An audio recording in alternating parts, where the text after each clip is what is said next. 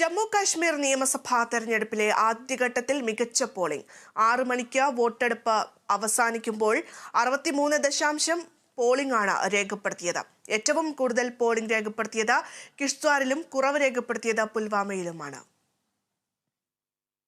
10 വർഷത്തിനു ശേഷമാണ് ജമ്മു കാശ്മീരിൽ നിയമസഭാ തിരഞ്ഞെടുപ്പ് നടക്കുന്നത്. പല ബൂത്തുകളിലും വോട്ടർമാരുടെ നീണ്ട നിരയാണ് രാവിലെ മുതൽ കാണാൻ സാധിച്ചത്.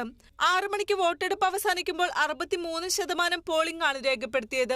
24 മണ്ഡലങ്ങളാണ് ആദ്യഘട്ടത്തിൽ വിധിയെഴുതിയത്. ജമ്മു മേഖലയിലെ 8 മണ്ഡലങ്ങളും കാശ്മീർ മേഖലയിലെ 16 മണ്ഡലങ്ങളുമാണ് ഇന്ന് പോളിംഗ് ബൂത്തിലെത്തിയത്.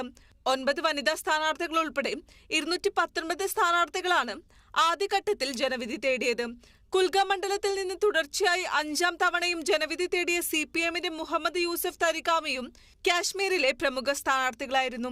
നാഷണൽ കോൺഫറൻസും കോൺഗ്രസും ഒരുമിച്ചുള്ള സഖ്യത്തിനും വലിയ ജയപ്രതീക്ഷയാണുള്ളത്. 23 ലക്ഷം പേർക്കാണ് ആദ്യഘട്ടത്തിൽ വോട്ടവകാശമുണ്ടായിരുന്നത്. ഭീകരാക്രമണങ്ങളുടെ പശ്ചാത്തലത്തിൽ കനത്ത സുരക്ഷയായിരുന്നു പോളിംഗ് ബൂത്തുകളിൽ ഏർപ്പെടുത്തിയിരുന്നത്. National desk, Kerala Vision news.